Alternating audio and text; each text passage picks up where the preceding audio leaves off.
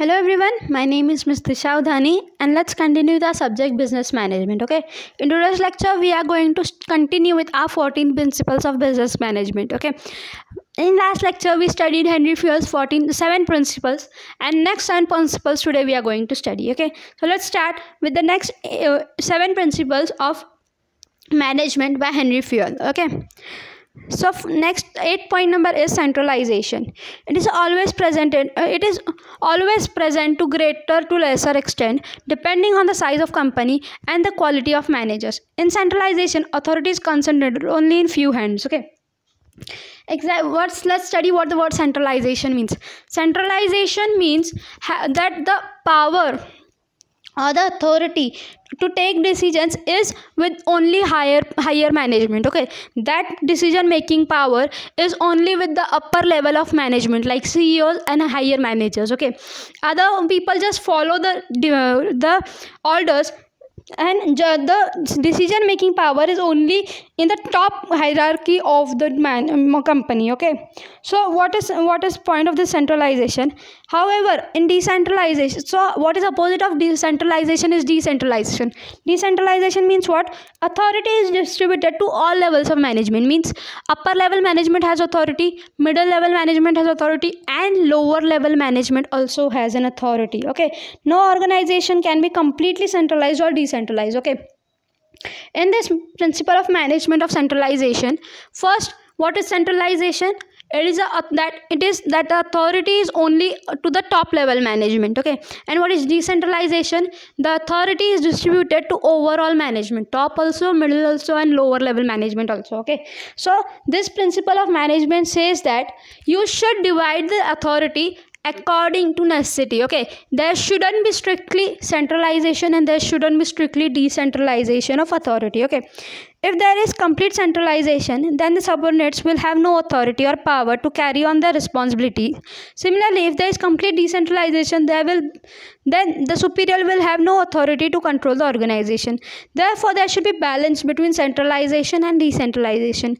The degree to which centralization or decentralization should be adopted depends on the specific organization, but managers should retain final responsibility, but should give subordinates enough authority to do the task successfully. Okay, so in this point of centralization, what is the principle saying? What is Henry Fayol saying? What principle should be applied? That you should have mix of centralization and decentralization. The lower level management should have authority, but only limited to the work they have, their duties they have to do, or the responsibilities they have to fulfill. Okay, and the final authority should be of the managers or top level management. Okay, so this is main and important thing in centralization.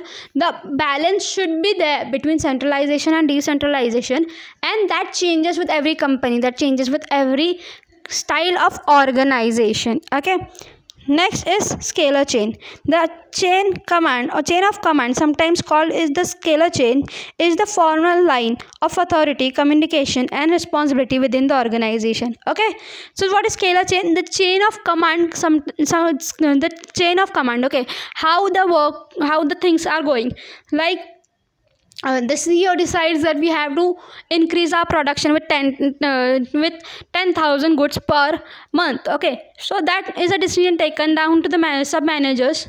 Okay, so the branch manager says, okay, to increase 10,000 per month, we have to increase, let's say 500 or 600 products daily. We have to increase the output. So next, the line manager decides, okay, for that we are going to need this much raw material extra, this much machinery extra, this much human resource extra.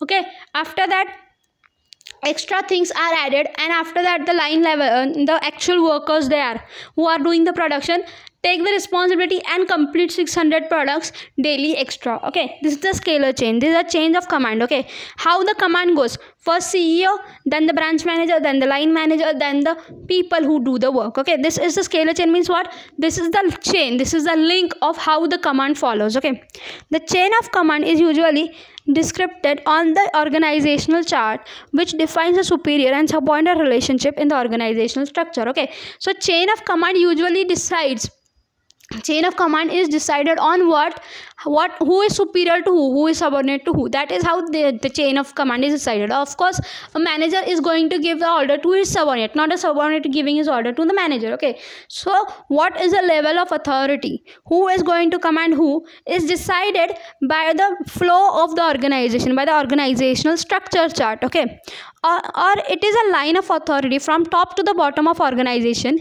This chain implements the unity of command principle and allows orderly flow of information. Okay, unity of command, we study that ahead, but like we studied before, every subordinate must have only one superior. Okay, so this scalar chain, one subordinate has his superior, and that superior has another superior, that superior has another superior. Okay, this is this can be a triangular chart or a straight line chart. Okay, so in scalar chain, the chain should be fixed. The chain should be firm about who is going to command who is going to respond to who is going to give the reports of working to who. Okay, under unity of command principle, the instruction flows downward along the chain of command, and accountability flows upward. Okay, the instructions flow downward from CEO to branch manager to line manager. Okay, and accountability goes from line manager to branch manager to CEO. Okay,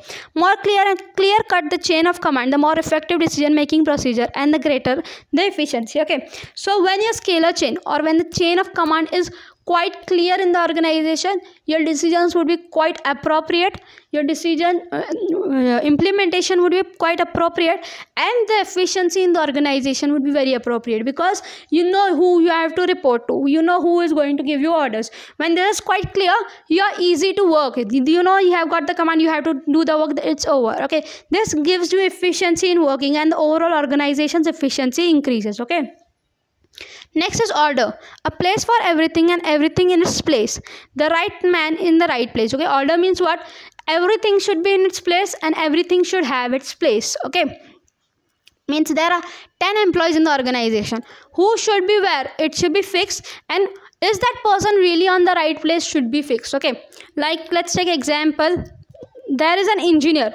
You cannot put an engineer on the working line. You cannot put the engineer to do the production of goods. Okay, so engineer should have a right place. Engineer has a right place of line manager. Let's say line manager is his right place because he knows how machinery works. He knows how the output should come. Okay, so his right place is line manager, and the people and the people under him who should be accordingly. Okay, engineer should be on the line manager rather than the working place. So everyone should have a right place, and every place should have a right man. Okay, and the line manager should have always an engineer, and engineer always should have a line place. Okay, this is nothing but order. Okay, there should be order for every material, things and people in the organization.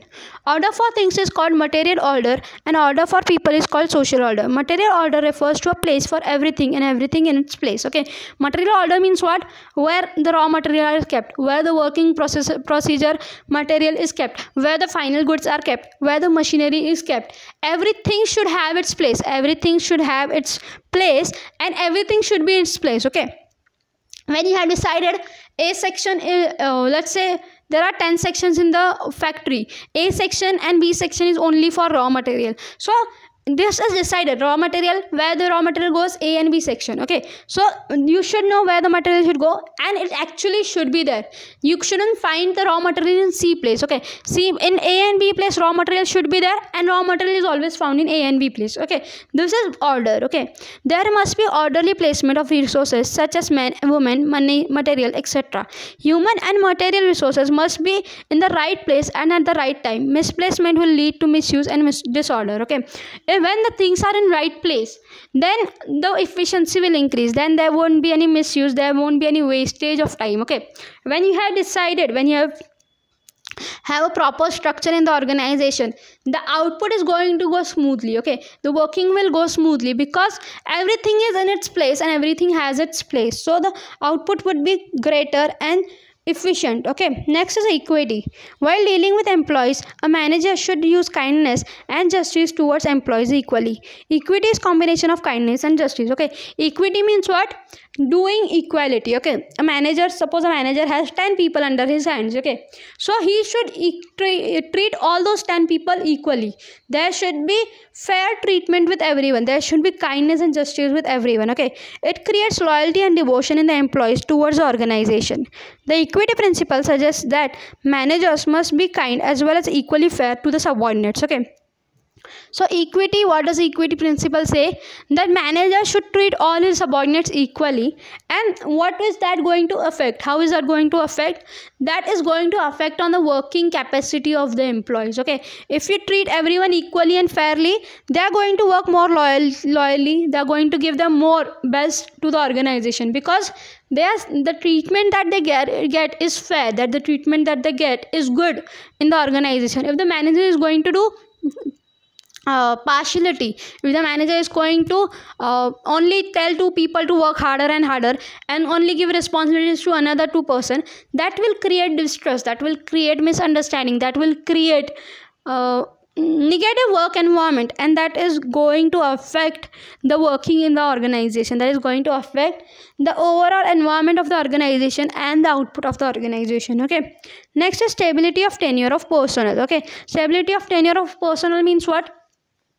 A person should have a secure job. Okay, although it could take a lot of time, employees need to be given fair enough time to settle into their jobs. An employee needs time to learn his job and become efficient.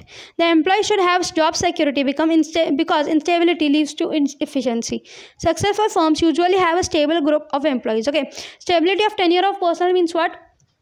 When there's a new person joining in your organization, number one thing, you should give him or her enough time to adjust with the surroundings, enough time to know how things actually happen in the organization, because every organization has different style of doing work. Okay, you cannot expect a person to do exact work what you are expecting on the first day of his work. Okay, first day he is going to observe what all things happen in the organization. The second day he is going to work accordingly, and third, fourth day he is going to be efficient. Okay, it is not the person comes and becomes efficient immediately. Okay, so number one thing is you have to give him or her enough time to adjust in the organization, and number two, he or she should have enough security. Okay, he or she should know that he or she is not going to be removed from the job any moment. Okay, he or she should have little bit security about the job, because if the person is not secure, if the person is always under stress, OMG, if I'm going to be removed today or not, if I'm going to be retained or not,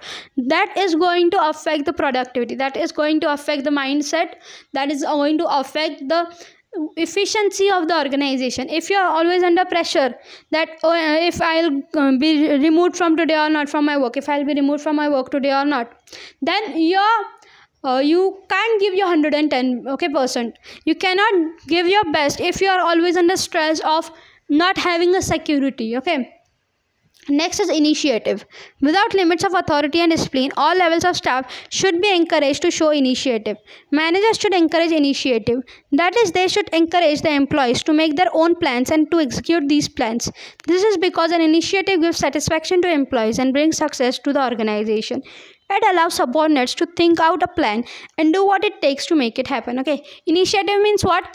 Giving chance to the subordinates to do according to their wish, giving the chance to the subordinates to make their own plans, to think uniquely according to the level. Why you give subordinates the chance to do that? Because they actually work the thing. Okay, a manager is just giving order, a manager is just making sure that things are happening in the organization, but actual work who is doing? The subordinates. Okay, so sometimes initiative should be given to subordinates so they can plan, they can think about how to do things, why to do things, and that would give them the satisfaction to do things, and that will encourage them to do better. Okay, initiative is a kind of motivation to the employees. Okay, when you give employees initiative, when you tell employees, okay, I have this work, do it yourself, I am not going to say anything to you. You want to do this way, you can do this way. You want to do that way, you can do that way. Okay, this is going to increase the creativity, this is going to give them satisfaction, this is going to motivate them to work better. Okay, in this way sometimes people get the best ideas. Okay, When subordinates are given initiative time to time, they work properly, they work efficiently. Okay, next is spread the crops. Okay, spread the crops means team spirit. Okay, spread the crops means what? Team spirit. It is another word. Okay, therefore management should create unity, cooperation and team spirit among the employees. Okay, team spirit means what? Everyone should be bonded with each other, the team should be bonded with each other. Okay, there's one manager and 10 subordinates. These 11 people should have team spirit. This 11 people should have unity in them, they should cooperate with each other. Okay, they should avoid dividing the rule and divide and rule policy, harmony, cohesion among personnel. Okay, it's a great source of strength in the organization, it is a quality in every successful business. Okay, when you encourage people to have work in teams, okay, when the team is good, the output is going to be better. Okay, we see it in our daily lives. You see cricket, you see any kind of sport. When the team spirit is great, when the team is very cooperates with each other, when the team works with each other's strengths and weaknesses, only then that team wins. Okay, so same like sports also, in management also, if the team is helpful, if the team has a right spirit to work, the output of the team is definitely going to be better. Okay, these principles are guidelines for every management function. Okay, so this is all about 14 principles. Team spirit means what? Or spread the crops means what? The manager has a responsibility to create a team spirit. Okay, the manager should see that the employees have the spirit in themselves, the employees are cooperative with each other, there is a proper working environment, there is happy environment, there is good environment in that group, and the team spirit should always be encouraged. Okay, so these were the 14 principles of management. Next we'll study another topic. Okay, thank you.